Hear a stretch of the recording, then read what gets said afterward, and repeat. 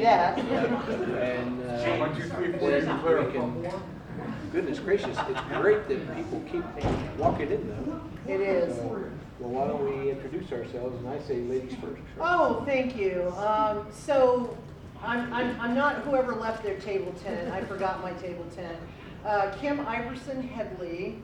I have been a published novelist since 1999 with this version, which introduces fans to a Guinevere you can actually like for a change. And then my other major claim to fame is that I'm the first person to have ever published a sequel to any of Mark Twain's novels. I chose A Connecticut Yankee in King Arthur's Court, picked Morgan Le Fay as the only character he didn't kill off as my main character, and I went from there. And then in truly breaking news, I found out earlier this week, I got my invitation to be a panelist at WorldCon this year. So thank you, thank you. And I think me telling them I was a Seattle native, which I am, probably helped facilitate that decision a little bit. But yeah, I'm excited to be back there. So I'm Christopher Rocchio, science fiction author. I've written the, thank you, Sean. I've written the Sun Eater series. It's 6 books. I've done 3 novellas, 2 dozen short stories. I was for 7 years junior editor of Bain Books. Worked with a couple folks in this room here. Hi, Joy. And Cody Gray. Actually. From what years? I was there. I started as an intern in 2015. Oh, okay, yeah. okay. So probably well after Josephus Sherman left, and yeah. I never met her. I have a Bain Books almost acquired me 25 years ago. That was this book that she wanted to acquire, and they wouldn't let her. Yeah. So it wasn't me. Yeah, so I can't blame you. You're saying it might have been great. I don't know, but it wasn't me. Predates me as well. Yeah. But besides that, I did a little work for Marvel Comics, and yeah, I guess that's the last thing I should mention. And I'm Gray Reinhardt. I am a contributing editor at Bain. I've been at Bain since 2007. So this did predate you. Yes. Really, you were not kidding. Yeah. Yes. Yes. When that was going on, I was still in the Air Force. Oh. And I have one novel called Walking on the Sea of Clouds. I have a number of stories in Analog and Asimov's and other places like that, including an anthology that Christopher edited and an anthology that I guess you guys edited that together. And what else of note? Some music. I'm a singer-songwriter. I have some 3 CDs of mostly science fiction and fantasy music, but throw in some other things as well, just because I'm weird like that. And that's probably enough for now. So now, Christopher, you suggested this panel. Yeah, sure. So would you like to take it away with, because I don't think any of us were noted They as did not tag moderators for any panels this weekend. Well, they did. I'm a moderator on Sunday. Well, so I was, me too, but they called me lead panelist because that was my idea. The panel was my idea. Oh, so you're lead panelist. I guess I'm lead panelist, yeah. Because I'm not very good at moderating. You're telling us you're immoderate? Yes, something like that. Yes. But my thinking was, so I've never been a great fan of Star Trek, which is, I know, illegal. But like I just never got it as a kid. One of the things about it that bothered me, it took me years to like figure this out, is that there were not really, right, there are a couple of episodes where there are exceptions, there's not really any religious people in it. I'm a Catholic myself, and so I'm like, where do we go? Right? What happened? Makes me nervous. Where did we put? Is what I'm doing a waste of time? No, not that. What did they do to her? No, what did someone else do? Was Right. more the big question. Right. Funny mustache people being what they are sometimes. Someone comes along. And it struck me too, right, that a lot of the science fiction that I really liked was not like that. I'm a big Dune fan. I really enjoyed Denton and Hyperion. But a lot of science fiction sort of skips the question of religion entirely, whether or not you are religious, right? Most of humanity is, actually, right? And so for this to be a giant blind spot in science fiction, I found particularly disturbing. And so I thought we might do a panel about why that is.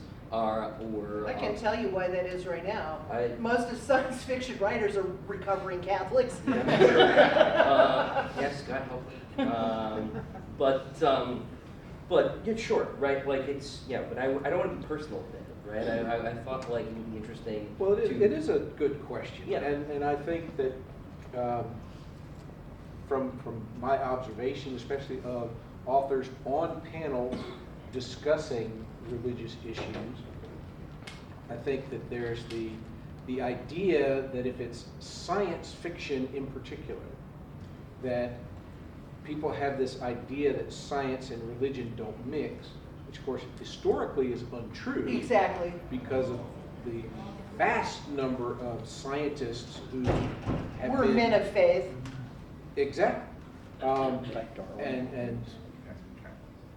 but this idea has become part of the zeitgeist, I guess, that as the future progresses and as scientific knowledge progresses, that the need for these primitive spiritual practices will become less and less and less, where I think almost the opposite is true, Yeah. that we have addressed the issues of the unknown through faith in all its many forms for as long as there have been human beings, that it's something we will carry with us. And I've been happy to see that there are some authors who are willing to delve into that in their fiction. Can I bounce off of that comment? Absolutely if I may? not. You may Oh. not. I'll go home now. So my Twain sequel, it features Morgan Le Fay, who is the only major character he didn't kill off. And he described her as a sorceress, but a good daughter of the church. And this novel actually takes place, she tries to cast a spell to get to Connecticut of 1879, ends up in Washington, D.C. of 2079 instead. So this is my science fiction fantasy crossover. And so she actually struggles with the issue of, yes, I can do this magic, but is it a gift from God or is it a curse?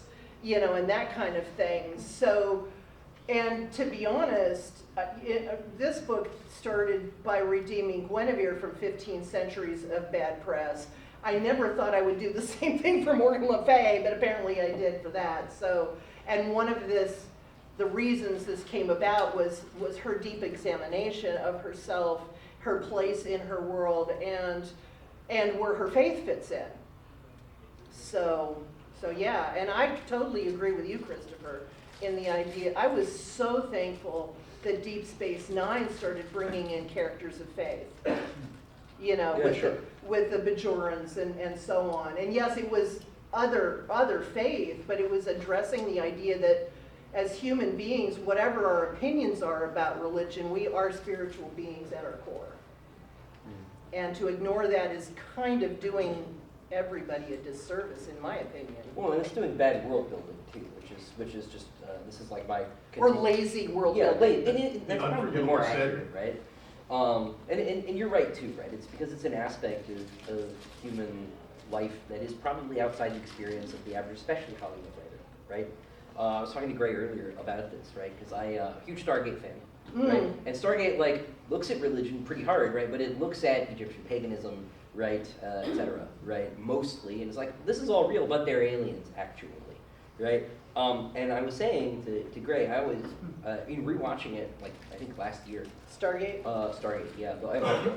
All SG-1. I watched like half of Atlantis and fell off, despite my best efforts. Roddy McKay is funny, but show anyway, just not there. But I really felt like they missed the mark by not having one of the core team be religious in some way. Because if you're encountering these gods from humanity's past, having no character, right, who is engaged with any sort of religious tradition, when the whole theme of the story is dealing with false gods, right? There's some implication that maybe Sam is Christian, but it doesn't really push that button very hard, right? And at if all. they had, it would have been less lazy, right? Yeah. It would have been a lot more interesting. And I just feel like they really missed an opportunity there. And there are a lot Opened up a world of conflict ideas. no, there is like one episode, right, where there's like a medieval Christian village, and there's one of the ghouls is pretending to be a demon. Yes. Right? And it kind of sucks, actually. It's not one of the good episodes, but in my opinion, but they portray that version of whatever that religion was as being more of a ancient. It can be dismissed because it's kind of more superstition based than anything else. right. Well, by the time they bring in anything that really looks like Christianity, typed Christian, it's the Aura, right? And they're just another evil space church. Yeah. Okay, I've seen that one. I've seen that minstrel show one too many times. Science fiction, very lame. Yeah. So I feel like there are a lot of missed opportunities in science fiction because a lot of writers just don't look at this, and then you. Well, and maybe they don't because they feel like they don't have the experience, the world to actually address it in a meaningful way. So maybe it's wise that they do stay away from it in right. some respects. It's better than doing it badly, right? But I remember, so I was having dinner with Melinda Snodgrass at a convention once. She was telling me about writing Measure of a Man. And they had to sneak that episode past Gene Roddenberry because he did not believe there would be lawyers in the future. Measure of a Man, which episode? It's the episode where Data's humanity is on trial. Oh, right, right. She wrote that one, and Gene Roddenberry hated it.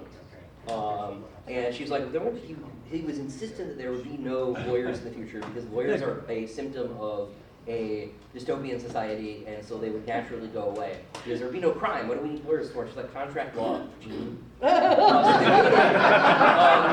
Intellectual property People law, have to make Gene. agreements, dude. So they waited until he went on vacation and filmed the episode, and then it was like too late. They spent the money, ha ha ha. That's hilarious. Which is amazing, right? But like that speaks to, I think, like this sort of attitude that I think a lot of that you see in a lot of science fiction. That like a lot of the stuff of today is bad, therefore it will go away in the future because progress is this linear mechanical process that just happens. Right. Period. Which is you see this in like historiography all the time, right? History is an arc, and things just happen. Like we're playing Sid Meier's Civilization. Right. And like actually, you don't just like automatically unlock castle walls once you've unlocked a couple of other things, right? Like these things like are context dependent. That's And- right. and- You wouldn't have had the crossbow without the invention of plate armor. The idea that But it's not. It doesn't just happen. that permeates is this idea of perfectibility. Right. That are not only can our cultures and societies be perfected over time or are on an ascent toward some sort of perfection, but that human beings and human nature can be perfected over time. And that ain't But happening. That ain't never surprises happening. me that Roddenberry would have had that attitude, given that in the original series there were lawyers, because Kirk is put on trial. Yeah. And that's one of the episodes in which we find Yeah, out more but he about. was on trial by military people or paramilitary people, though, not actual, lawyers. Samuel C. Solomon. Yeah. No, I know. What, was he a lawyer or a military? He had law books. He Yeah. was a lawyer. He wasn't a member of Starfleet. He was Oh, an okay. actual All right. lawyer. There was And- another one that was Jag. It's possible the man changed his mind between It's these things. very possible. I don't know. Very I'm just repeating what possible. Melinda Or said. maybe he But just that's- forgot what he had filmed earlier. I understand that he he likes some substances, so who knows, right?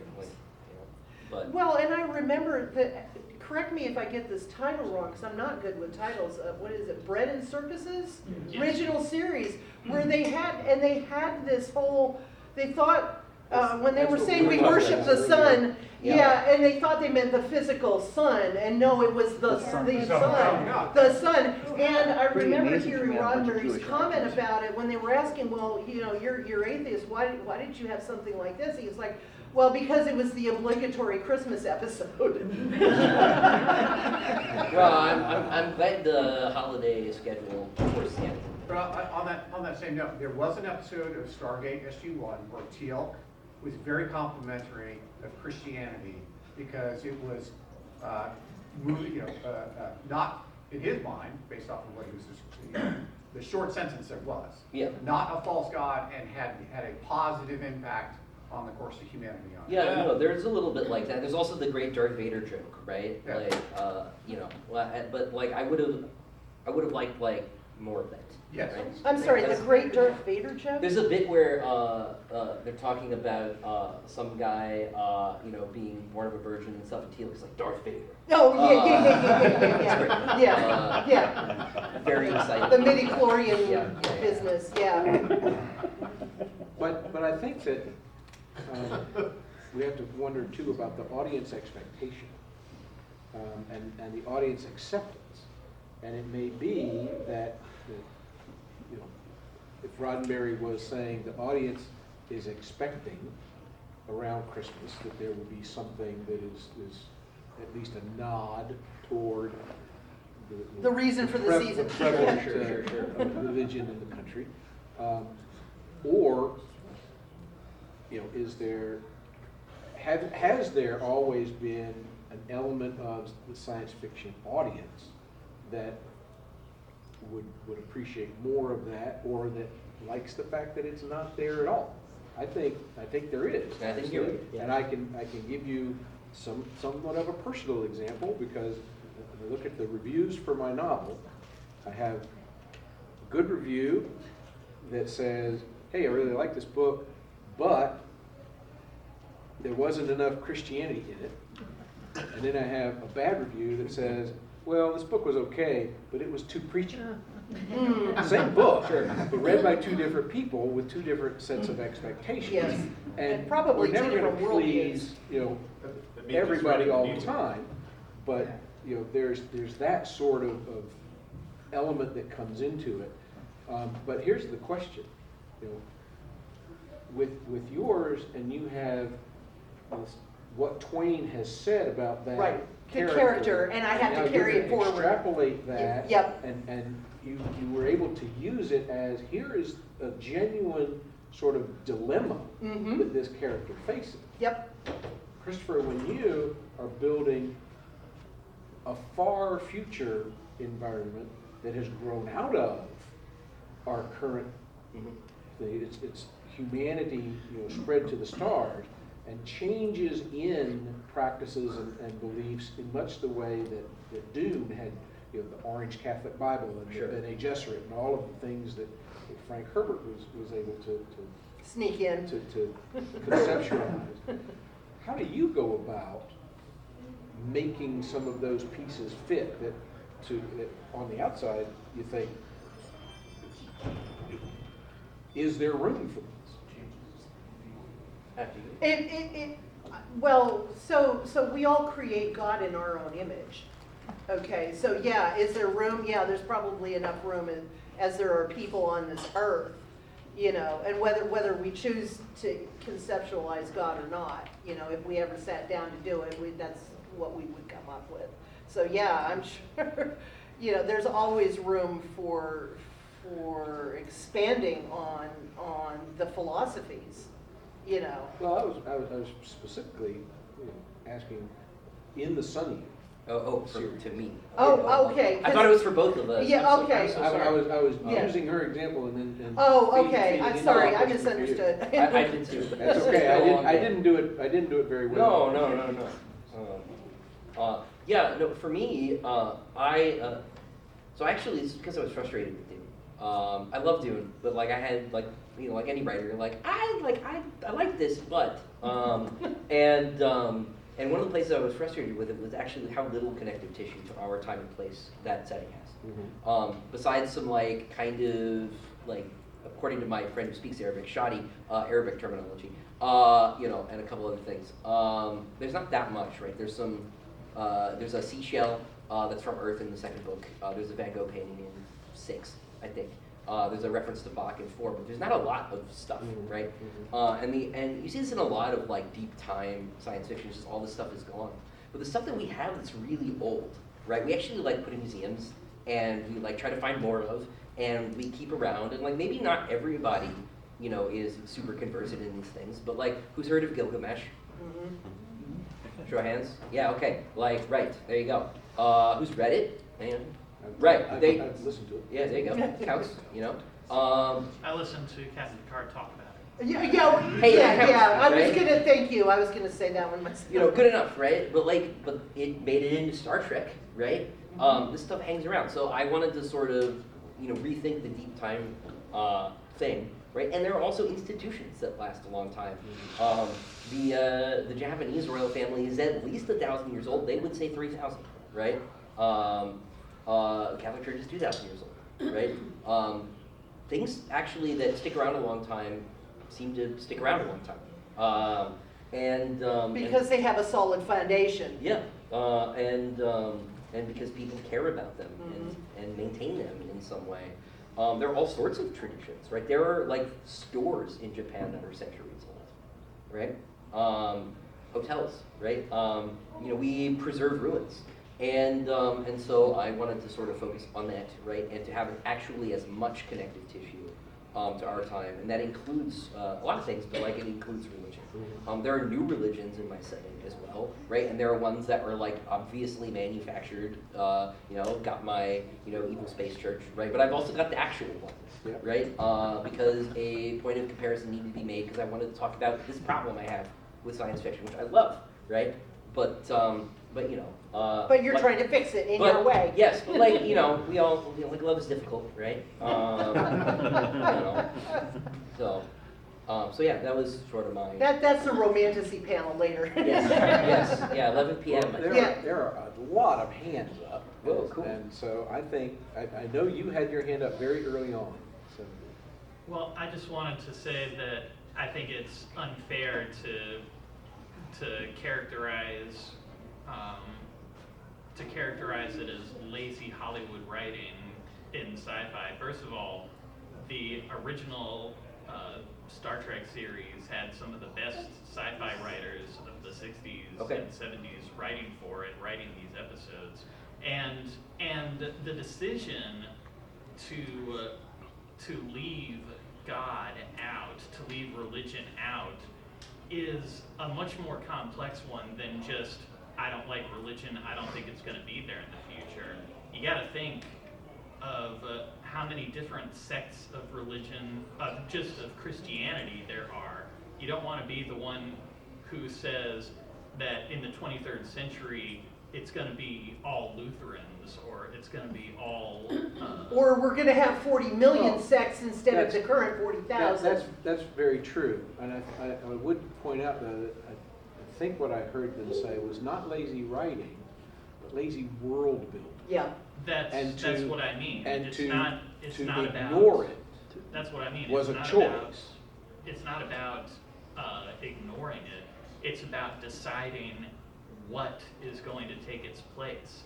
Because the Enterprise... But nothing took its place. The Enterprise does have people seeing to the spiritual needs of the crew. They have ship's counselors. A therapist is not a priest. These are Yes. different things. They see to the emotional health of the crew. That's And not what a it's priest does. And It's secular, that's the secular answer. Yeah. It's not- Yeah. Yeah, it's not the No, same thing. no. It's not the faith-based What- answer. what I- yeah. All right. What I pointed out in an earlier conversation with Christopher was that it's true, there is no chaplain on the Enterprise. But there is a chapel. But in the original series, there is a chapel. In fact, there were and the two idea- chapels, counting Nurse Chapel. The idea being that Some people there worship one, could some- have been lay ministers operating in that environment. However, that still would not necessarily provide for the spiritual needs of Catholic crew members, especially. And I say that from the experience of being stationed at Thule Air Base in Greenland, where The we thing- had An Protestant interface. chaplains, Yeah. but no thing Catholic is- chaplain. Yep. And once every few months, the Catholic chaplain had to show up in order to consecrate the host so that they could have communion with the Catholic members there. Well, But that's the a thing whole, is- we don't want to go down this rabbit hole so far that we neglect other questions. Babylon The thing 5 is, is a there good- were only 80 episodes of the original series, counting The Cage, the original pilot. There were only 80 episodes, so it's not like you can say that every element that doesn't show up in any of the episodes simply doesn't exist in the future. You have to be able to point to more than its. Well, but it than doesn't its exist in the absence. future that was shown. You have to be able to point to more than And its that absence points to to say that choices it's not made there. on the part of the producers and the writers. Sir, right here, and then we have a couple more here, and then we'll go back to there. So, as one of the old people here, I can say, I mean, this is a show that took place in the 60s, which, counterculture movement. So, as you guys have spent more time analyzing this, I love Star Trek, but yes, it didn't include this. So was it, in your view, was it more the conscious decision that, the Roddenberry future where we're not going to have money, we're not going to have, religion, we're going to get rid of all those. Not that we're not gonna have money, but that we won't need money. Right, yeah, and then, or, was it? He hadn't met the Ferengi yet. Yeah. But he did have money in the original series. Credits. The original series. Yes. Right. The credits, yeah. Or was it just, some, the anti-religious people not, trying to expunge it? You see that in some science No, fiction. I'm not going to go so far as to say that it was anti-religious people trying to expunge religion from the story. I was on a panel with David Gerald many years ago, and had the opportunity to discuss some things with him. It was a great time. But one of the things that I said that he very much appreciated was that Star Trek exemplifies one of the things that science fiction is very good at, and that is looking at the question of what makes us human. But in doing so, it did not look at the question of questions of the totality of the human experience. And religious faith is part of that for a vast segment of the worldwide population. So, might they have done it later on? I don't know. But we may have other questions about other things other than Star Trek, religion in general, so let's. Yeah. It's basically, she's right about the foundation of the thing. Babylon 5 was very heavily into. But Straczynski was a Jesuit also, so like he came from a faith-based background. Yeah, and he That didn't was our divorce plan. in any way, shape, or form the future from religious observance of various kinds. And the various species had wildly different. You had the Narn that was more observing various philosophers. Mhm. You had the polyistic Centauri. You had the cosmologist Membari, basically VR star stuff kind of But thing. all of those cultures had like very unified traditions, and in the end of the episode where they're like, okay, Sinclair, what are you going to do to show Earth religions? And he just lines up everyone in that big lineup, including he introduces the atheist first, and then the Catholic priest, and then it probably wasn't until they were rolling the credits that they got to any of the Protestant ones. I just want to flip the switch since you've been discussing, since we are focused mostly on Roddenberry's version of Star Trek, going back to the original series and the earlier Next Generation. The flip of the switch is, what about the ambiguity of the audience towards the topic of religion in the society? Because many Americans are very ambiguous about their faith. Ambivalent, yes. Ambivalent, ambiguous. They're just not sure where they sit. They say, I believe in Jesus, or I'm a Jew. One of those sort of things. But they're not really. Well, They don't know. They're not comfortable projecting it into the future. There's the cultural faith. 20th century America. Cult versus practicing faith, and there's a very much sort of a mix and mash kind of thing, and I'm not sure.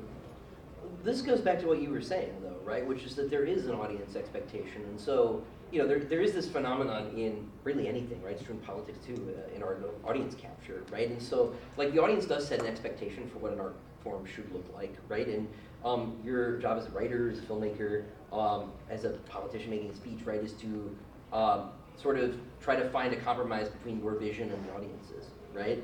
And so no, I personally do not like Star Trek. I think it is silly, right? Do I recognize that I am a super minority, especially in this sort of place? 100%, right? I do not think I am wrong, but I not whatever, right? But right, of course, there is an expectation that the future, right, will continue in this trend of ambivalence towards the subject. I think that's wrong too. Now, I might not get to be old enough to see if I'm right, and that's fine, right? I may also be wrong, in which case that will be sad, but not for me. I'll be fine, or I won't. We'll see. But no, you're right. There is sort of there has been a cultural movement in that particular direction, and sure, to the extent that the show is an artifact of its time and place, that explains its attitude on the subject. I simply think it is interesting that this is missing, not just from Star Trek. I don't really mean to pick on it exclusively, right? Yeah, I can pick on interviews with Isaac Asimov where he says religion is dumb. If we want to talk about how Isaac is wrong, we can do that too. Star Wars for complete dysfunction. Yeah, well, good lord, the Jedi make no sense. They're, the side of order, but use your feelings, that isn't, but also, That The Jedi has are been not so supposed to make sense. I will- so That was mixed his point. and Yes. mashed. Star Wars and is also a mess. made into some pulpy thing that I can't recognize it anymore. But lightsabers are cool. Yeah, everyone can agree on Yeah. that. High matter blades. Yes, sir. Yeah, they make more We have sense. we have a question. So Star Trek and a couple other franchises or stories you mentioned get religion wrong or don't do it right. In my opinion. What are some settings or stories that you think portray religion really well or do something clever with it? I can speak mostly to my own religion, right? One of my favorite science fiction novels is Candle for Leibowitz. Yep. Which is masterpiece. Yep. Yes, Absolute masterpiece. one of the greatest. The Hyperion itself mostly is fine. The sequels, I don't know what's going on there, man. You can't make up new sacraments. That's not how that works. Lewis's trilogy. What's that? Lewis's space trilogy. Oh yeah, of course. Yeah, Lewis is great. Battlestar Galactica. I personally, I like the approach that Firefly took. Okay? Yeah, Firefly's honestly not bad. And it was interesting to hear Nathan Fillion talk about that at DragonCon one year. It made me go back and watch the first two-part, the Serenity, the two-part pilot in a different way. But What did he say at Dragon Con? he said that it's not that Mal doesn't believe in God. He's just mad at him. Yeah. He's mad that God abandoned it. And Yeah. you go back to the beginning of that when he's got wearing the cross and he's telling them God's not going to let us die. We're too pretty. That was the joke part of it. And he is trusting that there's going to be deliverance, and then deliverance doesn't come, and then that's the basis of his animosity. But his animosity is not against something in which he does not believe. He believes in it, he's just not happy with it. That puts a And new it's- light on his last conversation with Shepard. Yes, very much so. And then, so I personally, that resonated with me for a number of reasons, but I thought that it was done very well. And there, I think we could probably come up with others, but that's a good question. We'll come back, we're gonna go back over to this side, back in the back. Okay. Me or someone? Behind you, and then you. Okay. One of the things that you guys have touched on multiple times, and I think it's very important to consider, is religion as we have it today. is not a binary of yes or no. Sure. There are so many different beliefs that trying to hit the broadest audience that you can is very difficult when you're dealing with religion. I'm thinking of Elizabeth Moon's Serrano series and Suiza series, where you get the Catholics, you get multiple types of Protestants. I know there's a Jesuit priest at one point, but that's in a series of books that she has time to explore that. And as my colleague right over here mentioned, Star Trek, especially if you take that original, 3 years, was at a time where, take a look across the board, religion itself was not addressed in much of anything unless the show itself was a religious show in nature. And thinking about it in any other way is kind of not looking at the circumstances when it was being aired. But none of those other shows developed into fandoms like Star Trek's did. Well, Marcus Welby hasn't either. That's just, it's just one of those situations. I will say that I think this gentleman over here mentioned earlier too, right? That which religion are you gonna put in the show too, right? Like you're trying to make one person happy, you're gonna make everybody else mad. That has not been my experience, actually. I have a large number of Muslim readers who have sent me letters to say thank you for putting anything in at all. And that surprised me, actually, because historically not friends, actually, right? You think? Yeah, just a little bit, right? And that's been very cool, actually, right? So I do think, actually, that sort of notion that if you do one thing, you're going to make everyone else mad is wrong. I think what you're taking, you took what I said, but a little different than what I I was might have saying. misunderstood you a little bit. Yeah. All I was saying was it's difficult to address as broad an audience as you can. I would go so far as to say it's impossible to address all of them. Right. Yeah, you can't make everybody. But I'm not saying that because you address one, but there is an inherent weakness at times to, if you focus on one that has a narrow band of their faith, no matter which faith we're talking about,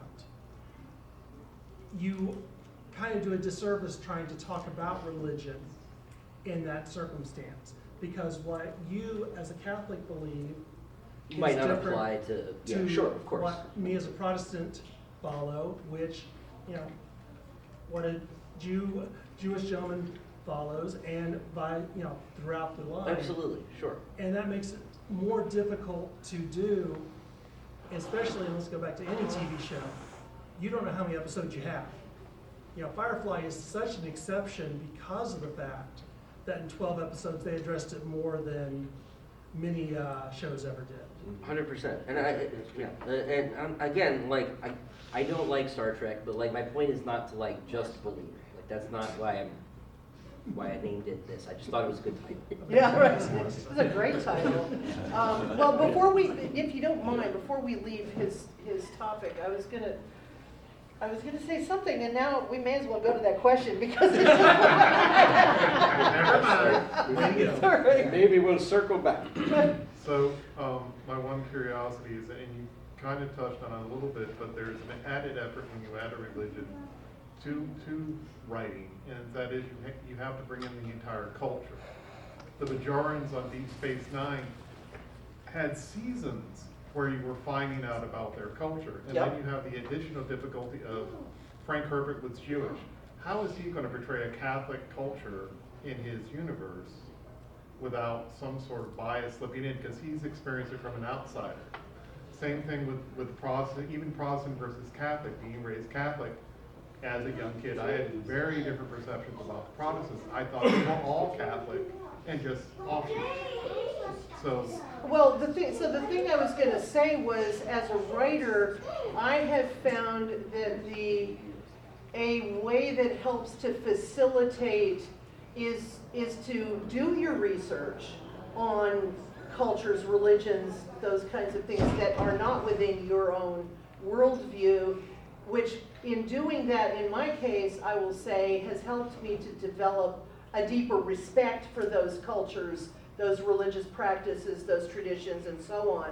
And so approaching the characters with that level of respect then allows me to treat them, at our core, we're all just people, right? No matter, what religious garments we were wearing, if any at all, or that kind of thing. So we have our own agendas, we have our own ways of doing things and stuff like that, but a lot of that is colored by our faith and our traditions and our biases and that kind of thing. But I have found that respect has served me very well in what I write, because I do a lot of cross-cultural clashes and interactions and things in my series, in the series that's spin off of this book. I guess what I'm saying is that's a lot of that, it's worthy work to be sure, but it's a lot of work to do if that's not the focus of what you're trying to produce. Oh yeah. Well, yeah, Or yeah, I mean, different medium. I read a short story that was a Muslim space colony. And if you had introduced Cathals into the whole thing, totally, I mean, it would have taken, was not from a short story to a 5-novella, thing going on. So it really, so it was fascinating reading it from that aspect, but it had to be isolated just for brevity. So. Young lady, I thought I saw your She's had hand her hand at up some for point. time now. Just wanted to get your attention. Thanks, for Dr. it. No, but I thought you had a question, right? You did not? No. And lady in the red, I think you had? You already answered it. Okay, all right. Yeah, one difference with Star Trek, the original, versus basically all the shows now, and even like Next Generation, is you have to remember every episode was completely standalone. It was a full reset at the end of every show on TV at that time was. There was no seasonal arc. Right. And so you didn't have time to do any sort, or Roddenberry would have had to say, we have religion, and probably would have had to have added another character as the chaplain. Maybe. No. Sure. Yeah, the most difficult aspects of any kind of religion in any kind of media is several themes: predestination versus free will, and what is Unless it you're called? doing pre-Calvin societies, then you don't have to worry about it. On the contrary, the Greeks did not believe in free will unless you were a god, which is why emperors, of course, were magically gods. Yeah, predestination over free will, and the focus of moral arbitration. Do you have a personal relationship with God in which there is no intermediary, or do you actually have a clergy or a king? So basically, those are the big themes that or do you have to perform an orthopraxic ritual, right? Do you have to make the proper sacrifices in the proper way, at the proper time? There's a third option. Well, I think this is an area in which, when we're writing fantasy or reading fantasy, it's a little easier. 100%. Because in a fantasy setting, I can make it up. And whatever I say is what it is.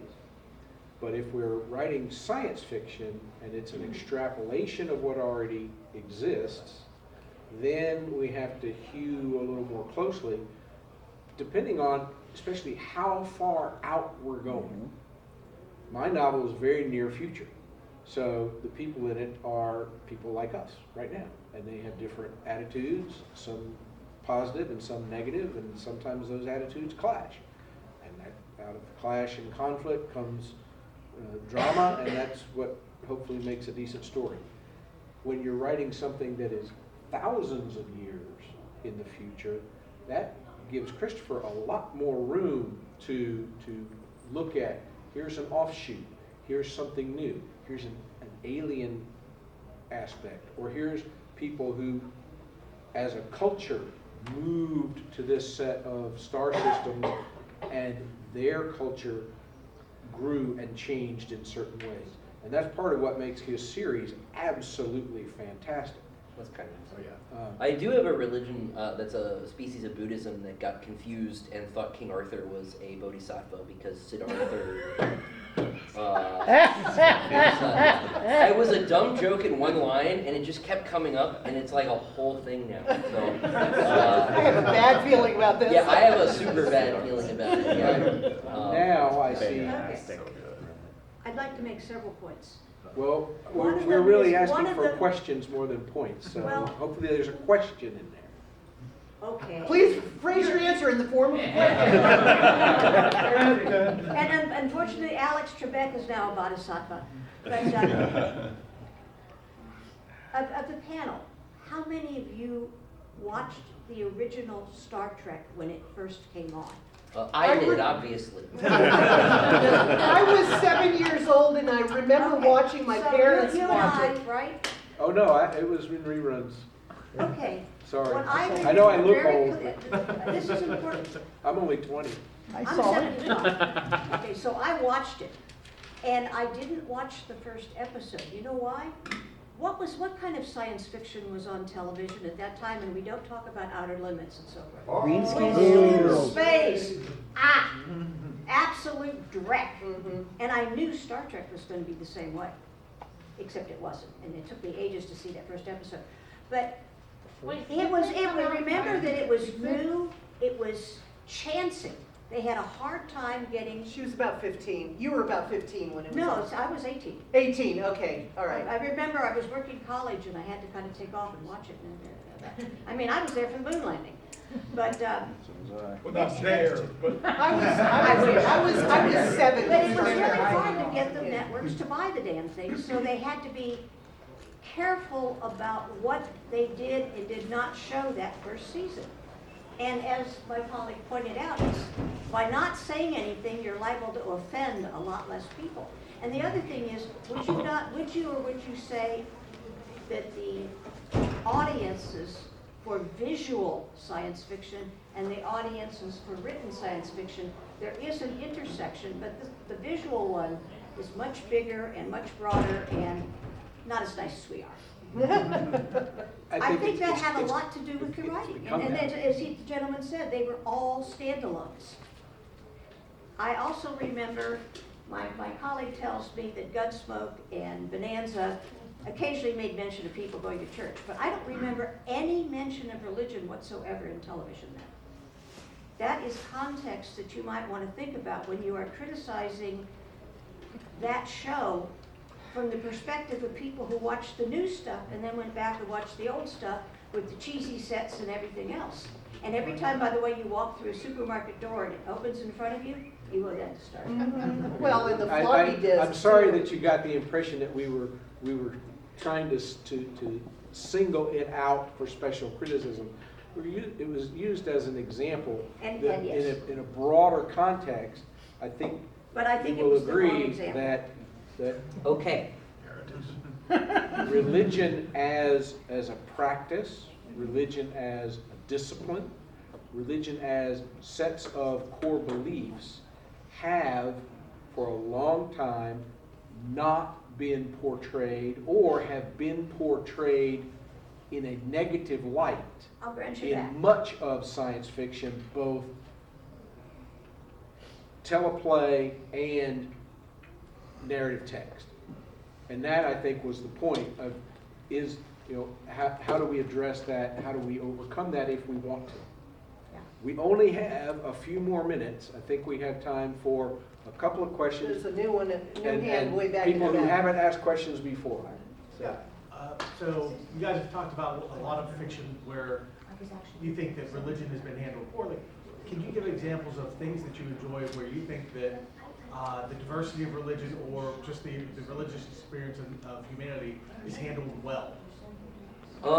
My books. Yeah, there you go. His books. Yeah, I think I did all right. I think Gray did all right. Yeah. There's a writer I worked with when I was at Bain named Pat Childs. I think did a good job. He's got a couple. He's a hard sci-fi writer, but I think he's in Frozen Orbit in particular. Great book. He did great. It's so good. Yeah. It's about the New Horizons probe gets to Pluto, and they discover the Soviets had been there, and there's this derelict ship. Hate it when that happens. Yeah, damn the Russians. But there's sort of journals from this cosmonaut who was secretly Orthodox, right? And he's also talking about his experiences with Tolkien. He got a samizdat copy of Lord of the Rings, and it's really great. I mentioned Canopy for Leibowitz earlier. I don't know if you were here for that, but it's, yeah. I will throw out a more recent offering, again from Bain, so, you know, yeah. Consider the source. Yeah. That's okay. We're sponsored. Will McCarthy's Rich Man's Sky, in particular, because it has an abbey, a monastery on the moon. And I can see that. it's really neat how he works that in, and it's not like any monk you might ever have imagined reading about, but it works, and so I think that was really good, and if we had a little bit more time, you know, I'm sure we could come up with other examples, but we are coming up on the end of our time, and I think we would all appreciate a chance to sing the praises of where we're going to be, or what we've done, or how to get in touch with us, or what you want us to buy, or all that kind of stuff. So please come to the Romanticy panel at 11. I'll be on it. And I have a table in the Artist Alley. I will be going back there right now after this panel to kind of wrap up, but if anybody would like to buy anything before I leave for the evening, I welcome you to come find me there. My table's right at the end of the hall, right by the door of the dealer's room. I would love if you come on by. Thanks for being here. I will workshop the title of the panel. No, I thought it was brilliant. I really did. It was a good title. Provocative, yes. Yes, provocative. That's our word for the day, okay? Provocative. I do not have a table. I apologize for not coming prepared to do that. I do have some books and CDs in a little case that I will be wheeling around with me to the open filking later, which is at 10 o'clock. But I will also say that on the nonfiction side, my latest book is actually called A Church More Like Christ. And it is a critique, if you will, of churches that seem to exist more to serve themselves than to serve the wider world. Yep. So if that kind of thing interests you, I do have a few copies, or it's available wherever you get your ebooks and You mean the audiobooks. churches that would have been spewed out of God's mouth? Yes, very much so. So, at any rate, but you all have been a fantastic audience. Thank you so much. Thank you.